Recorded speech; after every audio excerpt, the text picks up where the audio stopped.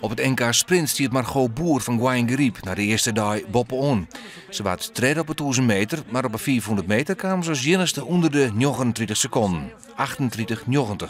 Ik had dit jaar nog geen 39 gereden, dus ik dacht het zou mooi zijn als ik hier ook een 38 neerzet. En dat lukte dan. Ja, ik moest even wachten, want ik kon niet helemaal de tijd zien na de race. Maar ja, het ging eigenlijk best wel lekker. Ja, maar het is wel een heel bijzonder plak hè, met Riedenwoerd.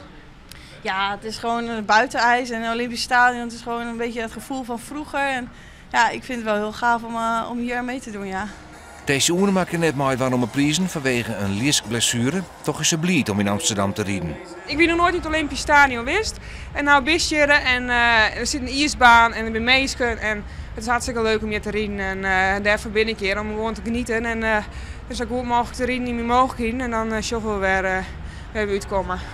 Bij de Mali liet Jesper Hospers hem zijn op een 400 meter. Achter het Olympisch goud en zilver van Mulder en Smekers pakte Hospers een kreeg derde plak. Ik sta hier echt als tussenstap naar de World Cup staan, de laatste twee in Insel en Heerenveen. En als je dan op het podium staat tussen de 1 en 12 van de spelen ben gelijk en nummer 3 van de spelen die heet te pakken. En 2 ik nog bijna, maar ja, het 100ste verhaal dat is momenteel hip. Ja, dan ben ik hartstikke tevreden.